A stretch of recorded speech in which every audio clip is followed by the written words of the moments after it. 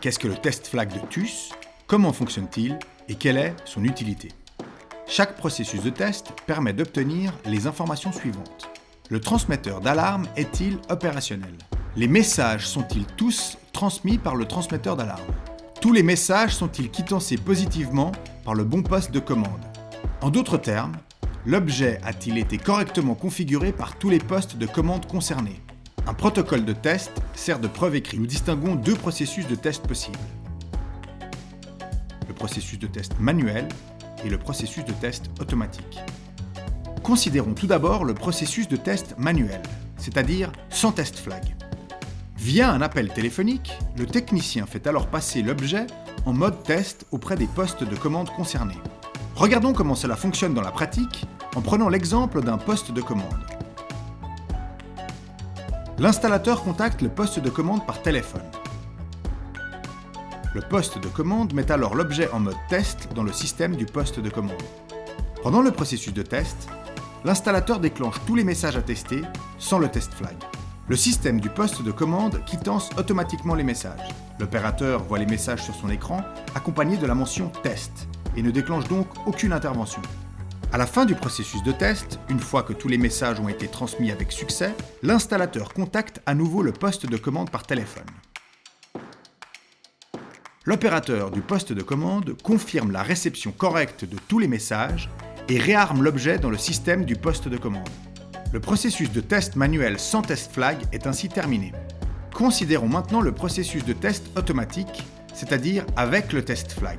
En règle générale, le processus de test automatique suppose que le poste de commande peut traiter le test flag.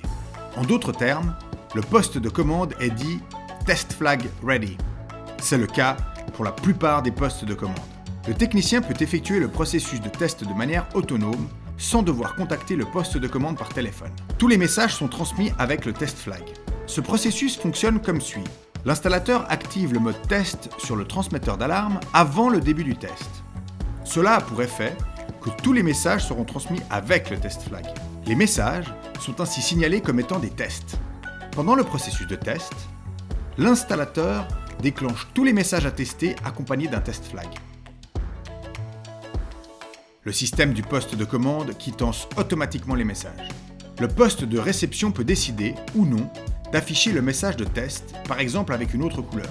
Il ne déclenche donc aucune intervention. À la fin du processus de test, une fois que tous les messages ont été transmis avec succès, l'installateur désactive le mode test sur son transmetteur d'alarme. Si cette étape n'est pas effectuée, le mode test se terminera automatiquement pour des raisons de sécurité après un certain temps. Ensuite, tous les messages seront à nouveau en mode actif, c'est-à-dire transmis sans test flag. Le processus de test automatique avec test flag est ainsi terminé. Considérons l'interaction entre les deux parties concernées, à savoir le transmetteur d'alarme et le poste de commande, pour autant qu'il soit prêt pour le test flag. Il en résulte 4 scénarios. Scénario 1, les deux parties sont en mode actif. Le message est transmis actif, le poste de commande déclenche une intervention. Cela correspond au fonctionnement normal. Scénario 2, lors du processus de test manuel, le transmetteur d'alarme reste en mode actif. Le poste de commande est en mode test. Le message est transmis actif, mais le poste de commande ne déclenche pas d'intervention. Scénario 3. Lors du processus de test automatique, le transmetteur d'alarme est activé en mode test. Le poste de commande reste en mode actif.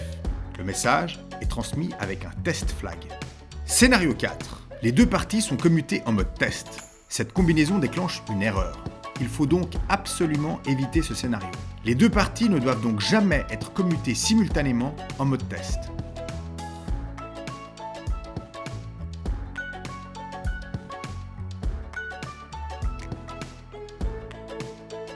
Le test flag permet donc de mettre le transmetteur d'alarme en mode test sans surcharger les postes de commande par des appels téléphoniques. Le technicien commande lui-même sur place l'activation du mode test.